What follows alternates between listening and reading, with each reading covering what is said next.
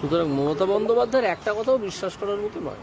অভিযোগ যে group CD candidate যাদেরকে কোর্ট টার্মিনেট করে দিল, তারপরে উনি ওদেরকে ভাতা দিচ্ছেন, এটা কি আইনের চোখে বেআইনি? সেটা আমি এক্ষুনি বলতে পারবো না কি টাকা থেকে দিচ্ছেন, কোন ফান্ড থেকে দিচ্ছেন। যদি দেখা যায় যে সেখান থেকে দেওয়া সম্ভব তাহলে ঠিক আছে, অসুবিধা নেই। কিন্তু কতদিন দেবেন, কতদিন দেবেন, তাই না? এটাও একটা প্রশ্ন। দেখা যাক কতদিন উনি দিতে পারেন এইগুলো। মানে এখন তাহলে রিভিউটার ওপরেই সব কিছু, রিভিউয়ের ওপরে সব কিছু। সরকারের কোনো রিভিউ, আমি এনাদেরকে বলেছি রিভিউ করতে, এনারাও সেরকম কথাই বলছিলেন যে রিভিউ করে কোনো লাভ হবে কিনা। লাভ হবে কিনা আমরা কেউ জানি না, কিন্তু রিভিউ ছাড়া কোনো উপায়ও নেই। মানে ওনারা আলাদা রিভিউ পিটিশনে যেতে পারে। হ্যাঁ, যেতে পারে। সেক্ষেত্রে ওনারা মানে কি বক্তব্যের উপর যাবেন এই review? সেটা ওরা ঠিক করবেন, ওনাদের যে অ্যাডভোকেট অ্যাপিয়ার করবেন তিনি ঠিক করবেন যে কী বললে ঠিক হয়। মানে সেক্ষেত্রে আইন মানে আমি তো কোনো মতামত চাপিয়ে দিতে পারবো না। দিশা খুঁজে পেতে চাইছেন, তো তাতে আমাকে জিজ্ঞেস করছেন যে কী করা দরকার, কিন্তু এখন যা অবস্থা হয়ে আছে তাতে তো সবই সুপ্রিম কোর্টের হাতে। সুপ্রিম কোর্টই ওনাদেরকে গিয়ে যা বলার বলতে হবে, বা সুপ্রিম কোর্ট সেটা শুনবে কি শুনবে না সেটাও সুপ্রিম কোর্ট ঠিক করবে, কিন্তু ওনাকে যেতে হবে সুপ্রিম কোর্টে। কিন্তু আইনের দিক থেকে ওনাদের চাকরি পাওয়ার কোনো সুযোগ আছে এর আগে? আপনি এখন আমি কিছু বলবো না, সুপ্রিম কোর্টের হাতে। সুপ্রিম কোর্ট যদি মনে করে যে ওটাকে রিভিউ করবে তাহলে সে করতে পারে, নাও করতে পারে, এখানে কিছু বলা সম্ভব নয়। গতকাল বিকাশ রঞ্জন ভট্টাচার্য বলছিলেন যে সরকার এদের মিথ্যে প্রতিশ্রুতি দিয়েছে, এদের চাকরি ফিরে পাওয়ার সম্ভাবনা এই অবস্থায় নেই। সেটা উনি হয়তো বুঝতে পারছেন, সেরকম বলেছেন। আমার সে ব্যাপারে আমি কোনো মন্তব্য করব না। আমি বরং আশাবাদী থাকবো এনারা যদি বুঝিয়ে বলতে পারেন সুপ্রিম কোর্টকে যে এটা তাদের কোনোই দোষ নেই এই ঘটনায়, তো অথচ তারাই হয়ে গেছেন শিকার, তাহলে সুপ্রিম কোর্ট ভাবতেও পারে, কারণ ভারতের নাগরিক তো। কিন্তু আগের বারে আপনি বলেছিলেন সরকার যদি কমিটি করে আপনি থাকতে আছেন, যদি সমস্ত সরকার সে কমিটি, সরকার তো কমিটির দিকে গেলই না। সরকার তো সেদিন শিক্ষকদের লাঠি এইসব মারলো, সেই জন্য আমরা গেলাম না তার কাছে। সরকার এখনও যদি মনে করেন করতে পারেন, কিন্তু সরকার কিছু করবেন বলে মনে হয় না।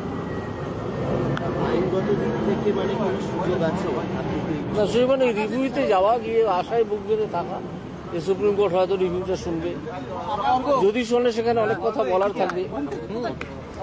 তো সেই আশাটুকু করা যে সুপ্রিম কোর্ট শুনবে। যোগ্য অযোগ্য যে আলাদা করার সেই সুযোগ? যেগুলো যোগ্য অযোগ্য আলাদা এখানেই স্কুল সার্ভিস কমিশন বা রাজ্য সরকার করতে পারত, তারা করতে পারত, তো তারা সেভাবে করেনি।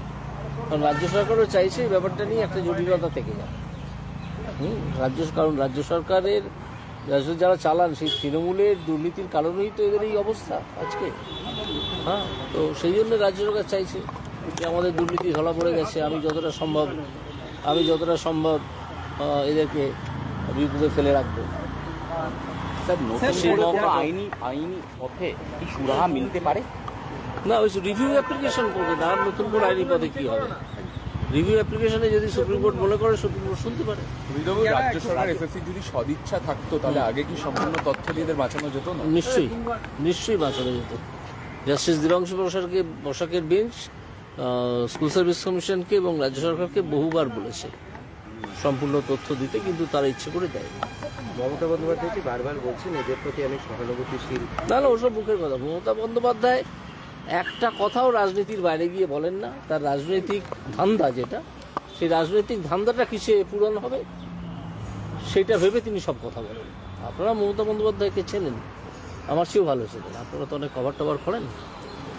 সুতরাং মমতা বন্দ্যোপাধ্যায়ের একটা কথাও বিশ্বাস করার মতো নয়। অভিযোগ যে গ্রুপ সিডি ক্যান্ডিডেট যাদেরকে কোর্ট টার্মিনেট করে দিল, তারপরে উনি ওদেরকে ভাতা দিচ্ছেন, এটা কি আইনের চোখে বেআইনি? সেটা আমি এক্ষুনি বলতে পারবো না কি টাকা থেকে দিচ্ছেন, কোন ফান্ড থেকে দিচ্ছেন। যদি দেখা যায় যে সেখান থেকে দেওয়া সম্ভব তাহলে ঠিক আছে, অসুবিধা নেই। কিন্তু কতদিন দেবেন, কতদিন দেবেন? জানেন, আমরা বিজেপি, সিপিএম, কংগ্রেস সব রাজনৈতিক দলের অফিসে গিয়েছি। আমরা পথ খুঁজছি কিভাবে এই অবস্থায় সব যোগ্যদের চাকরি বাঁচানো যায়। আমরা গতকাল বিকাশ রঞ্জন ভট্টাচার্য আইনজীবীর কাছেও গিয়েছিলাম, আজকে এসেছি প্রখ্যাত আইনজ্ঞ প্রাক্তন বিচারপতি মাননীয় অভিজিৎ গাঙ্গুলি স্যারের বাড়িতে। দীর্ঘ আলোচনা হয়েছে, আপনারা সঙ্গ দিয়েছেন, আপনাদের সংগ্রামী অভিনন্দন। আমরা এখন সুপ্রিম কোর্টে মামলা লড়তে পারি কি না, কীভাবে চাকরি বাঁচানো যাবে, স্যারের সাথে সেই বিষয় নিয়ে আলোচনা হয়েছে।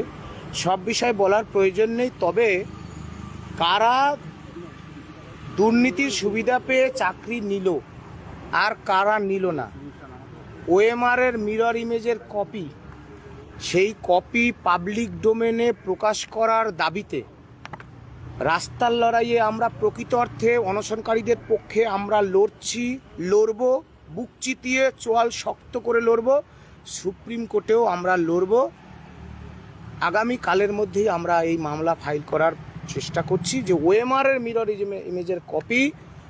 এবং রাজ্য সরকার একটি বিশেষ কথা হচ্ছে, দেখুন যারা সুপ্রিম কোর্ট বলেছে দুর্নীতির সুবিধা পেয়ে যারা চাকরি নিয়েছে, র্যাঙ্ক জাম্প আরও অনেক প্যারামিটার রয়েছে, তাদেরকে অযোগ্য মানে অযোগ্য সুপ্রিম কোর্ট বলছে।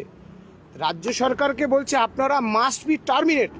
তাদেরকে টার্মিনেট না করে আবারও ভোটের আগে পরীক্ষার নামে কোটি কোটি টাকা তোলার বন্দোবস্ত করে ফেলেছে। আমরা রুখে দেব।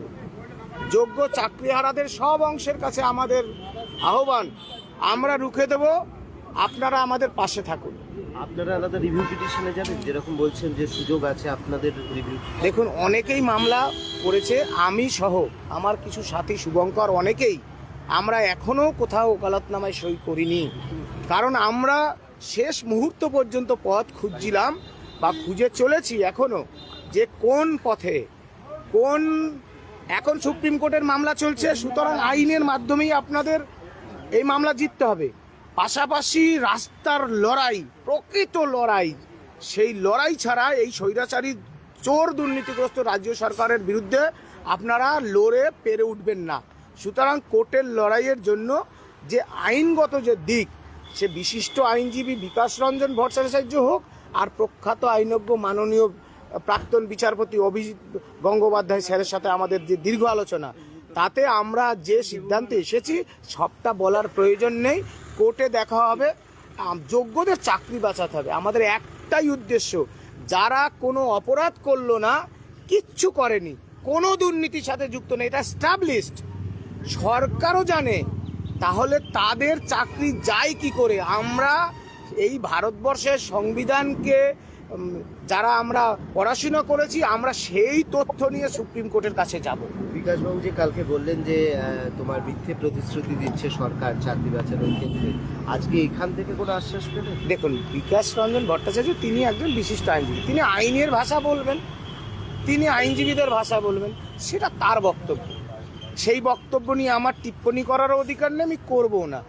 আমরা যা বোঝার, যা তথ্য নেবার জন্য, যে তথ্য অন্বেষণের জন্য আমরা যাচ্ছি, সবার কাছে যাচ্ছি, সেটা আমরা নিয়েছি, সেটা সুপ্রিম কোর্টে আমাদের মামলায় প্রতিফলিত হবে। আপনাদের মিডিয়ার মাধ্যমে রাজ্য সরকারকে বলছি, এই যে ষড়যন্ত্র করছেন, এটা বন্ধ করে কারা দুর্নীতির সুবিধা পেয়ে চাকরিটা নিল, আপনারা বিক্রি করলেন, আর কারা দুর্নীতিই করলো না, সেই তালিকা নিয়ে আপনারাও যান, লড়াই বাঁধবে, সংঘাত বাঁধবে, আমরা প্রস্তুত।